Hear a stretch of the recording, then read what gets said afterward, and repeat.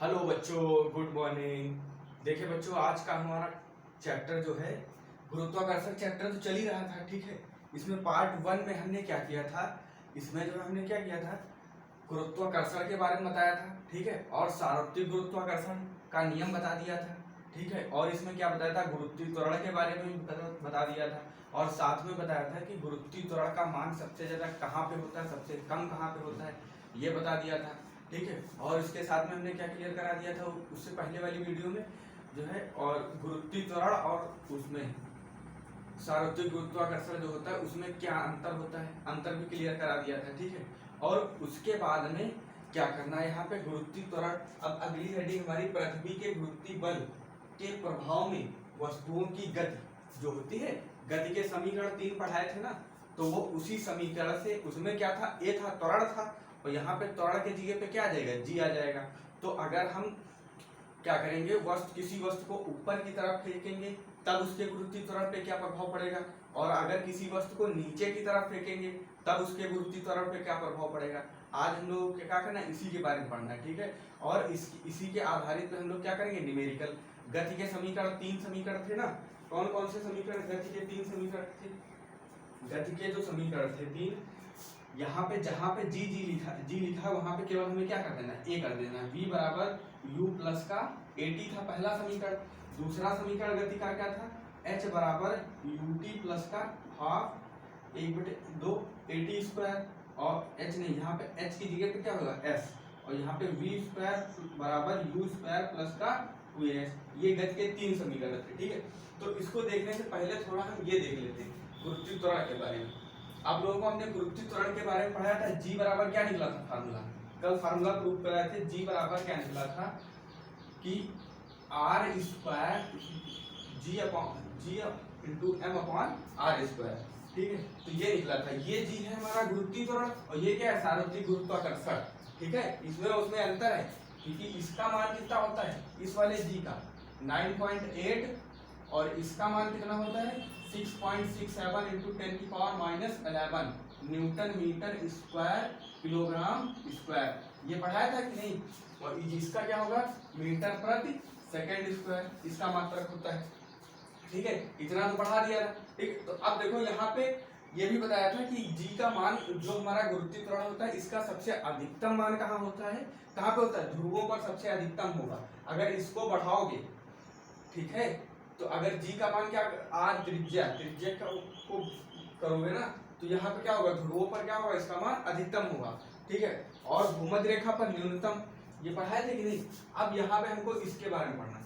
तो अब ये किस पे, ये जो इसका प्रभाव है, ये क्या है, द्रव्यमान पर निर्भर नहीं करेगा, ठीक है। वस्तु चाहे जितनी बड़ी हो या फिर चाहे जितनी छोटी हो, ठीक है। अगर हम क्या करें, मान लो कोई ऊपर बड़ी मंजिल है, कोई बड़ी सी बिल्डिंग है, वहां से किसी वस्तु को, दो वस्तुओं को फेंके, ठीक है, तो वो दो वस्तुएं क्या होंगी, दोनों वस्तुएं क्या होंगी, अगर उसका क्या है, उस पर अगर वायु का जो है प्रभाव नहीं पड़ रहा है, जैसे अगर उस पर वायु प्रतिरोध प्रभावी नहीं हो रहा है, अगर उस पर क्या है, वायु प्रतिरोध प्रभावी नहीं हो रहा है, तो वो दोनों वस्तुएं क्या होंगी, समान समय में नीचे आएंगी, ठीक है। अगर उस पर वायु प्रतिरोध प्रभावी हो रहा है तो उसमें उसका क्या हो सकता, समय चेंज हो सकता है, नहीं तो समान वेग से वो वस्तुएं क्या आएंगी, सामने नीचे आएंगी, ठीक है।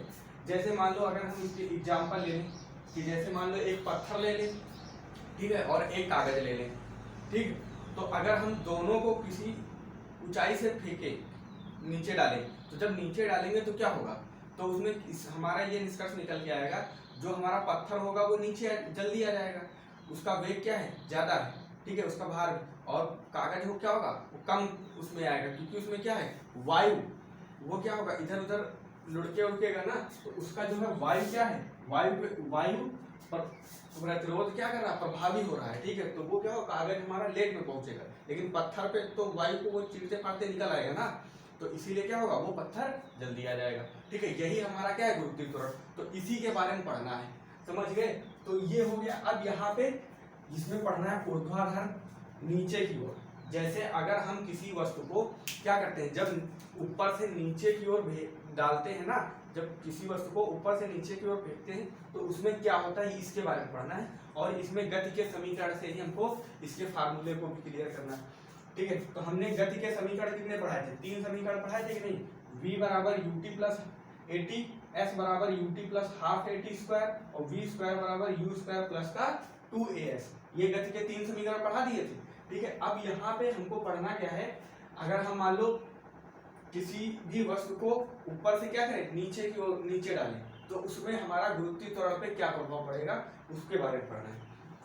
अगर किसी वस्तु को हम क्या करें, नीचे की ओर, ऊपर से नहीं, ऊपर की ओर नीचे की ओर फेंके, ठीक है, तो क्या होगा, देखो नीचे की ओर, मानना किसी पिंड को u वेग से, u क्या है, u जो है हमारा प्रारंभिक वेग है, तो u वेग से जब फेंकोगे किसी वस्तु को ऊपर से नीचे की ओर फेंकोगे तो उसका जो प्रारंभिक वेग होगा वो क्या होगा, शून्य होगा, 0 होगा, और जो अंतिम वेग होगा वो तो बढ़ जाएगा ना, समझ गए कि नहीं। तो यहाँ पे क्या करा, u वेग से नीचे की ओर फेंका गया तो उसके गुरुत्वीय त्वरण पर क्या प्रभाव पड़ेगा, ठीक है। तो t समय के पश्चात अगर हम लोग इसको करें तो यहाँ पे क्या हो जाएगा, जहां जहां पे a था उसमें गति के समीकरण में वहां पे g रख देना है, और जहां पे s था समझ लो a बराबर हो जाएगा g के और s बराबर h के, इतना याद रखना है, बस यही याद रखना है, ठीक है। तो यहाँ पे क्या हो जाएगा, b बराबर u प्लस का gt, ठीक है, ये पहला समीकरण निकल आएगा, और h यहाँ पे s था ना, s की जगह क्या हो जाएगा, h हो जाएगा, ut प्लस का half eighty, half gt square और v स्क्वायर बराबर u स्क्वायर प्लस का 2gt। तो अगर नीचे की तरफ करोगे तो क्या होगा, g का मान क्या होगा, धनात्मक, ठीक है। अगर नीचे की तरफ करोगे, जब किसी वस्तु को नीचे की तरफ फेंकोगे तो g का मान क्या होगा, धनात्मक, ठीक है, धनात्मक होगा, ठीक है, g का मान क्या होगा, धनात्मक होगा। और इसी तरीके से इसमें अगर हम लोग क्या करें, यहाँ पे क्या करें, u को 0 मान लें, क्योंकि प्रारंभिक वेग हमें क्या है, 0 ही होगा, किसी भी u वेग से उसको फेंके तो उसका क्या होगा, प्रारंभिक वेग क्या होगा, 0। तो अगर इसको 0 मान ले तो यहाँ पे क्या होगा, v बराबर gt निकल आएगा, ठीक है, समझ गए। अगर यहाँ पे इसको भी 0 मान ले u को, तो यहाँ पे h बराबर क्या निकलेगा, ये पहली समीकरण हो गई।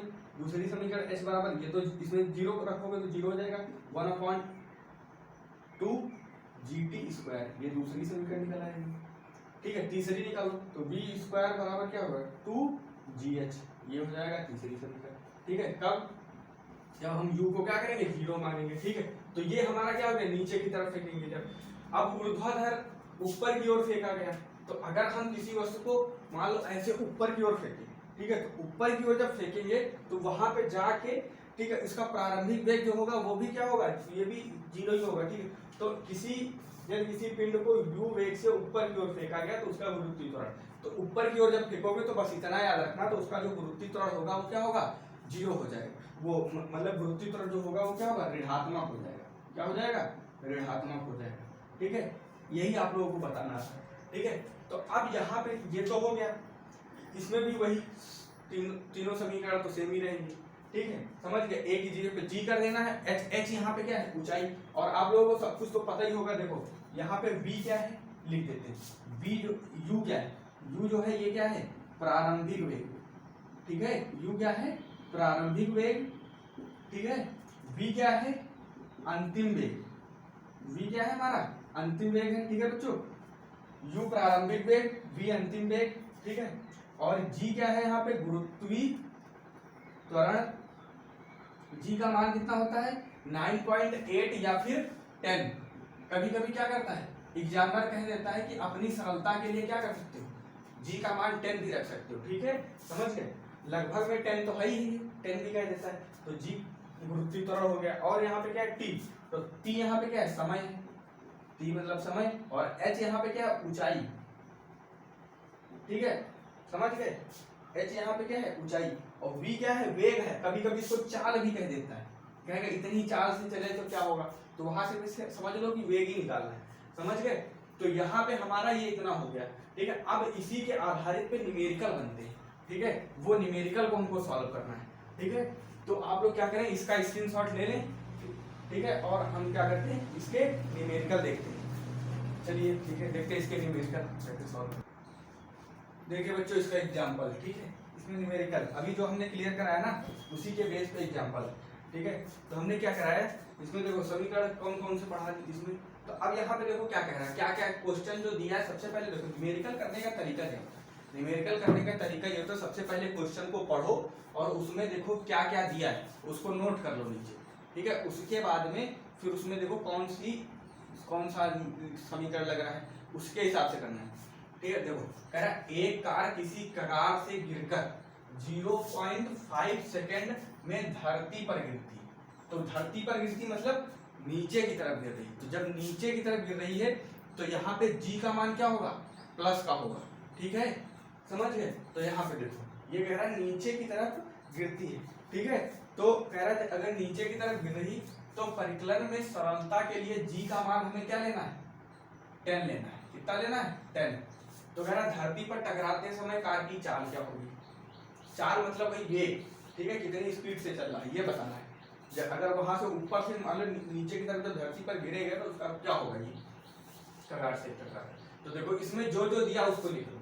क्वेश्चन में दिया क्या है हमारा 0.5 सेकेंड, तो मतलब यहाँ पे समय कितना दिया है, समय दिया है हमारा t, कितना दिया है 0.5 सेकेंड, ये हमारा क्या दिया है, समय दिया है। और देखो क्या दिया है, g की वैल्यू कितनी कह रहा है उसमें, g को कहते हैं गुरुत्वाकर्षण, ये तो पता ही होगा, यहाँ पे 10 मीटर प्रति सेकेंड स्क्वायर, ये g का मान दिया है। देखो इसमें जब कह रहा है वहां से टकराएगा ना तो उसका जो प्रारंभिक वेग होगा u, वो तो हमारा 0 ही होगा, ठीक है। तो प्रारंभिक वेग u क्या होगा, 0 होगा मीटर प्रति सेकेंड, ठीक है, तो u 0 हो जाएगा। अब देखो यहाँ पे u तो 0 होगा, अब यहाँ पे g की वैल्यू कितनी है ये, अब यहाँ पे हमसे कैद क्या रहा है, और क्वेश्चन में क्या दिया है,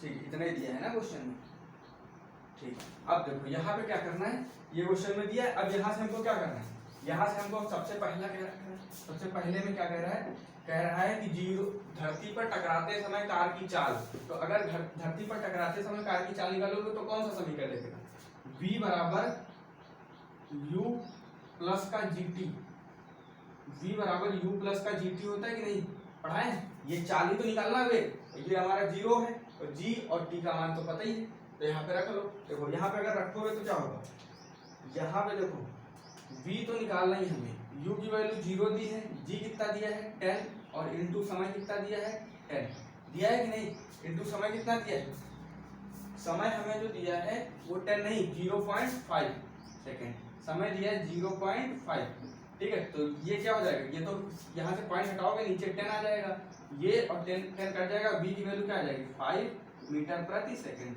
ये कितने 5 मीटर प्रति सेकंड के वेग के स्पीड से चल रहा है, ठीक है, जो पहला हो गया।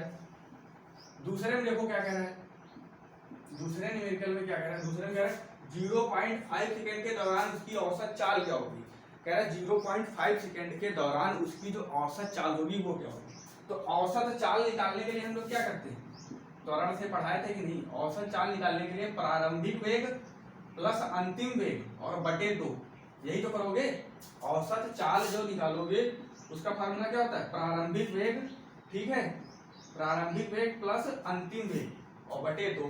तो यहाँ पे प्रारंभिक वेग कितना है 0, ठीक है कि नहीं, यहाँ पे कितना दिया है 0 दिया है, समझ गए, प्रारंभिक वेग प्लस अंतिम वेग, ठीक है। ये क्या दिया 0 दिया है और अंतिम वेग अभी हम निकाल चुके हैं, क्या निकला है 5 मीटर पर सेकेंड। तो यहाँ पे प्रारंभिक वेग 0 और प्लस 5/2, तो कितना हो जाएगा 5/2। तो ये क्या निकल आएगा 2 1 जा 2, 2 2 जा 4, कितना बचेगा 1 बचेगा, 2 5 जा 10, तो कितना आ जाएगा 2.5 मीटर प्रति सेकेंड, 2.5 मीटर प्रति सेकेंड निकल आया कि नहीं। ये क्या निकल आई औसत चाल, समझ गए। तो ये तो हमारी औसत चाल निकल आई, आया समझ में। अब तीसरे में देखो क्या कह रहा है, तीसरा जो पॉइंट है उसमें कह रहा है धरती से कगार कितनी ऊंचाई पर है, ऊंचाई पर है, तो इसमें क्या निकालना है h निकालना है, ठीक है। तो यहाँ पे h के लिए क्या करोगे, देखो h के लिए फार्मूला क्या होता है, h बराबर क्या होता है, h बराबर आप लोगों को पढ़ा चुके हैं, h बराबर क्या होता है ut प्लस, h बराबर क्या होगा ut प्लस का 1/2 gt स्क्वायर, होता है कि नहीं। h बराबर ऊंचाई, ऊंचाई मतलब देखो यहाँ पे दूरी हो जाता है उसमें, उसमें ऊंचाई। अब आप लोगों को ये पता होना चाहिए किसमें क्या क्या कहना है, ये पूछ रहे कितनी ऊंचाई पर, तो एच बराबर UT plus half H G T square, ठीक है। तो इसमें देखो अब यहाँ पे u तो हमारा जीरो ही, इसमें सबके मान रख लो, सबका मान तो दिए ही है, h बराबर निकालो। तो अगर u जीरो है तो t कितना है 0.5 है कि नहीं, प्लस 1/2, g की वैल्यू कितनी दी है, कहा है 10 रखा है इसने, तो 10 रख लो, इंटू t कितना दिया है, समय दिया 0.5 का होल स्क्वायर, हो जाएगा कि नहीं, ठीक है। तो अब देखो इसकी अगर किसी नंबर को जीरो से मल्टीप्लाई करोगे तो जीरो ही हो जाएगा, तो h बराबर क्या निकलेगा, ये तो जीरो हो जाएगा, यहाँ पे क्या हो जाएगा 1/2 इंटू 10, देखो ये स्क्वायर लगा तो इसका मतलब दो बार लिखा है, 0.5 इंटू 0.5 हो जाएगा कि नहीं। अगर इसको सॉल्व कर लो तो ठीक है, नहीं तो इसको क्या करो, इसके नीचे पॉइंट हटा दो, यहाँ से पॉइंट हटाओगे नीचे 10 आ जाएगा, देखो ये 10 और ये 10 कट जाएगा कि नहीं। अब यहाँ पे क्या हो जाएगा, कितना हो जाएगा 25 हो जाएगा, h बराबर कितना हो जाएगा 25 और बटे 2 और गुणे 10, इतना आएगा कि नहीं, ठीक है। इसको काट लो, 2 एक अन्नम 2, 2 एक अन्नम 2, 2 दूनी 4, 2 पंची 10 हो जाएगा इतना। अब यहाँ पे देखो h बराबर निकालोगे तो कितना निकलेगा, h की वैल्यू निकालोगे तो क्या हो जाएगा, अब देखो यहाँ पे कितना है 12.5/10, तो जब इसको 10 से भाग करोगे तो ये पॉइंट इधर फंसा आएगा, तो कितना हो जाएगा h बराबर 1.25, ये क्या निकल आई, उसकी ऊंचाई निकल आई, और ऊंचाई हमेशा किस चीज में होती है, मीटर में, ठीक है। ये क्या निकल आई, इसकी ऊंचाई कितने, h बराबर क्या निकला है 1.25 मीटर। तो ये इसी के बेस पे उदाहरण भी हो गया, एग्जाम्पल भी हो गया, समझ गए ना। तो अब लोग इसको तो अच्छे से समझ में आ गया। तो ये क्या है, जब नीचे की तरफ गिर रहा है ना, तो गुरुत्वीय त्वरण नीचे की तरफ गिर रहा है, तो ये क्या होगा, प्लस का होगा।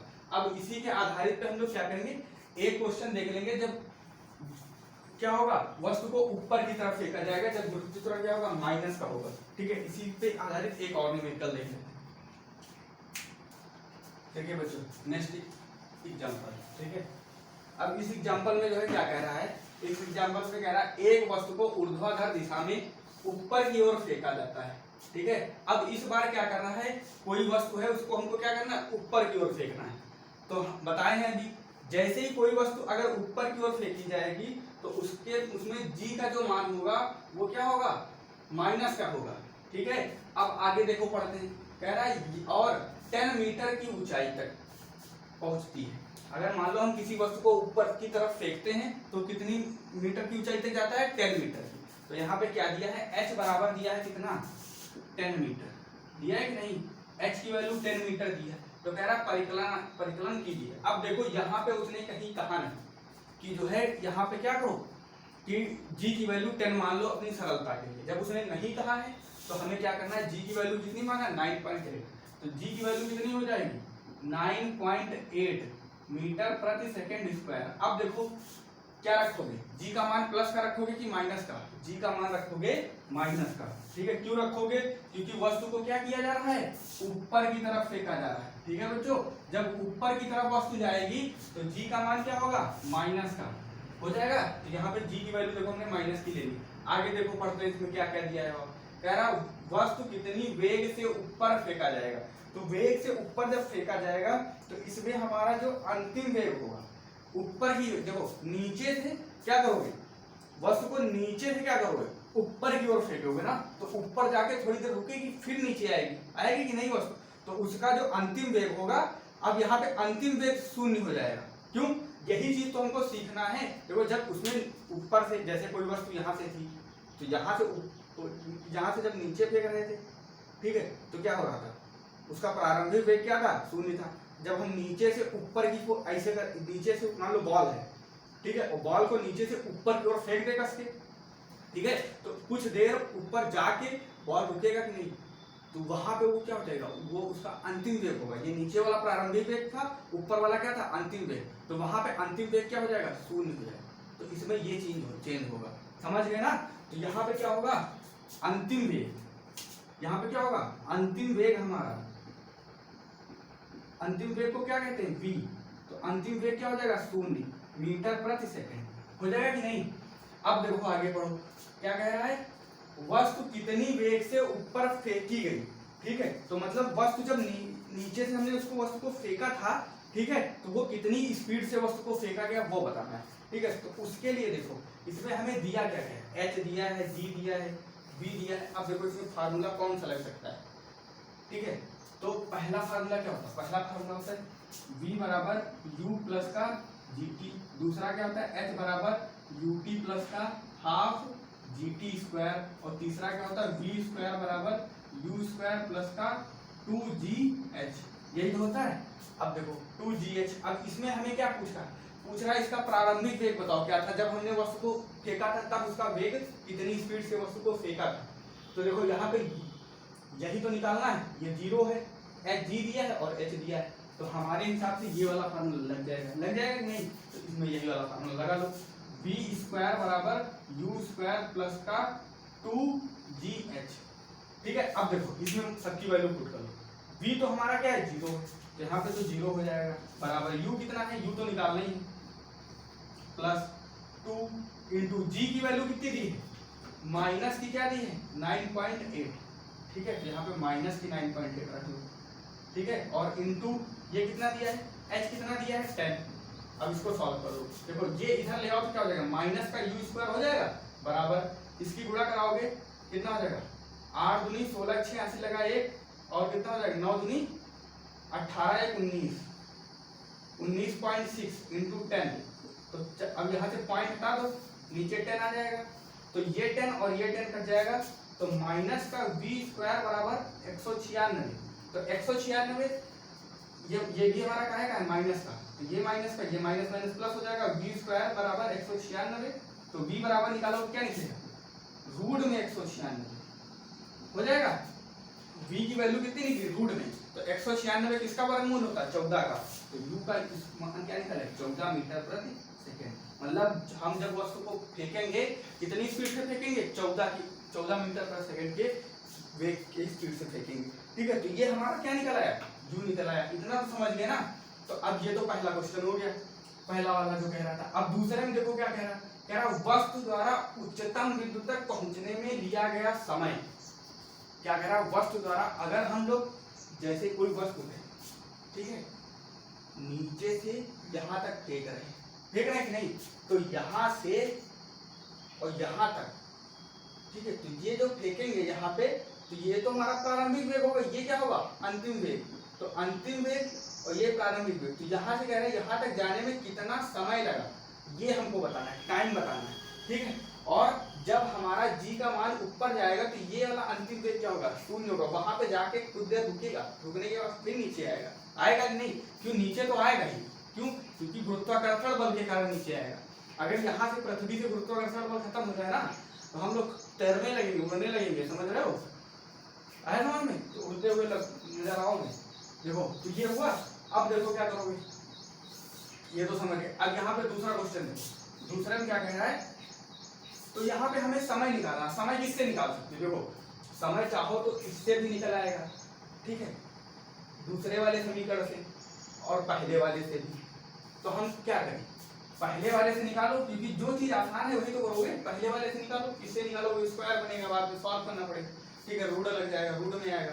तो यहाँ पे पहली समीकरण क्या है, v बराबर u प्लस का gt है कि नहीं। तो इसमें देखो अगर हम यहाँ पे v की वैल्यू क्या है, हमने अंतिम वेग क्या माना है 0, तो यहाँ पे क्या कर दो, v की वैल्यू 0 रख दो, 0 हो जाएगा, बराबर u देखो कितना है, u अभी हम निकाले 14 निकला है, यहाँ पे 14 प्लस g की वैल्यू कितनी थी माइनस का 9.8, और यहाँ पे कितना हो जाएगा इंटू टी, इतना हो जाएगा कि नहीं। तो देखो 0 बराबर 14 और माइनस का कितना हो जाएगा 9.8 टी हो जाएगा, तो 9.8 को इधर कर लो, ये प्लस का हो जाएगा, टी बराबर 14 हो जाएगा कि नहीं। तो टी बराबर निकालोगे तो 14 बटे 9.8, पॉइंट हटाओगे ऊपर 0 बढ़ जाएगा, तो ये कितना हो जाएगा हमारा, हो जाएगा टी बराबर 140 बटे 98। अब इसको क्या करना है, भाग कर लेना, ठीक है। अब देखो भाग करना, अगर आप ऐसे डायरेक्ट कर पा रहे हो तो ठीक है, तो इसको क्या करना, इधर कर लेना 140 और यहाँ पे 98, ठीक है। तो इसको करोगे तो देखो यहाँ पे क्या करोगे, एक बार जाएगा 98, इसमें से घटाओ कितना बचेगा, माइनस करोगे कितना बचेगा 40 और 2 42, तो इसमें 42 बचेगा। यहाँ पे देखो इससे ये कम है, यहाँ पॉइंट लगाओ, तो पता ही होगा, मैथ तो पढ़ते ही हो आप लोग, ठीक है। ये पॉइंट लगाओ तो यहाँ 0 बढ़ाओ, कितना हो गया 420। देखो अगर इसको 4 बार ले जाए 9 चौक 36 मतलब 360, लगभग 4 बार में चला जाएगा। तो कितना हो जाएगा 4 बार में ले जाओ, 8 चौक 32 के 2 हंसी लगे 3, ठीक है। और 9 चौक 36 37 38 39, ठीक है। कितना आ जाएगा 39 हो जाएगा 392। इसमें से माइनस कर दो तो 10 में से 2 जाएंगे 8 बचेंगे, ठीक है। 11 बचेगा, 11 में से 9 जाएगा, कितना बचेगा 2, 28 बच गया, ठीक है। अब एक बार यहाँ पे क्या कर सकते हो, 1 0 और बढ़ा सकते हो, बढ़ा लें। तो अब इसको कितने बार ले जाओगे, देखो 1.4 तो निकल आएगा। अगर इसको 3 बार ले जाते हैं, चलो 98 को 8 से 24 के 4 हासिल लगे 2, 9 से 27 28 और 29, तो ये तो ज्यादा हो जाएगा कि नहीं। तो ये क्या हो जाएगा, इसमें से देख लेते सही घटाया गया। तो यहाँ से दहेंगे 10 10 में से 2 गया 8 थे, 11 11 में से 9 गया 10 11 की 280। तो अब ये 3 बार में ज्यादा हो जाएगा। 8 की 24 के 4 हासिल लगे 2 और 9 3 27 28 29, तो 2994, इसको 2 बार ले जाओ। 8 2 16 6 हासिल लगा 1 और 9 2 18 है 19, तो इसको क्या करोगे 2 बार ले जाओ। तो मतलब 1.42 लगभग में, ठीक है। तो लगभग में कितना आएगा, इसको जब डिवाइड करो कितना आएगा 1.42। ये क्या है, इतने सेकंड टाइम लगेगा, ठीक है, उसको फेंकने में। समझ गए ना। तो ये हमारा क्या था आज का, ये जो टॉपिक था, ठीक है, ये क्लियर हो गया, समझ गए। तो अब इसमें हमने क्या किया, इसके जितने भी हमारे क्वेश्चन थे, ठीक है, वो हमने क्वेश्चन करा दिए। इस पे जिस बेस पे क्वेश्चन बनते हैं, गुरुत्वीय त्वरण पे जब ऊपर की ओर फेंका जाएगा तब क्या होगा, नीचे की ओर फेंका जाएगा तब क्या होगा, ठीक है। तो आज की वीडियो में हम लोग क्या करते हैं, इतना ही रखते हैं, ठीक है। और थोड़ा थोड़ा पढ़ोगे तो समझ में भी ज्यादा आएगा, ठीक है। अभी हम पता चला ज्यादा पढ़ा रहे तो फिर समझने में भी दिक्कत होगी आप लोगों को, ठीक है। तो क्या करते हैं, इतना ही रखते हैं आज की वीडियो में, ठीक है। और नेक्स्ट वीडियो में हम लोग क्या करें, अगली वाली जो वीडियो होगी, इससे बाद में जो वीडियो आएगी उसमें हम लोग क्या करेंगे, इसके जो जैसे भार क्या होता है, द्रव्यमान क्या होता है, भार तथा द्रव्यमान में अंतर क्या होता है। ये चैप्टर बहुत बड़ा चैप्टर है, अभी के लिए पूरा चैप्टर नहीं हुआ, कम से कम इसमें 5-6 वीडियो तो बनेंगे इस चैप्टर पे, ठीक है। तो आप लोग क्या करना है, इसको अच्छे से क्लियर कर लेना है, ठीक है। और क्या करना है, चैनल को सब्सक्राइब कर देना है, लाइक भी करना है और कमेंट भी करके बताना है कि वीडियो कैसी बनी हुई है, ठीक है। कि वीडियो बनाने में बहुत मेहनत लगती है, ठीक है, और पढ़ाने में भी, समझ गए। तो लाइक और कमेंट तो कर ही दिया करो। जय हिंद दोस्तों, नमस्कार।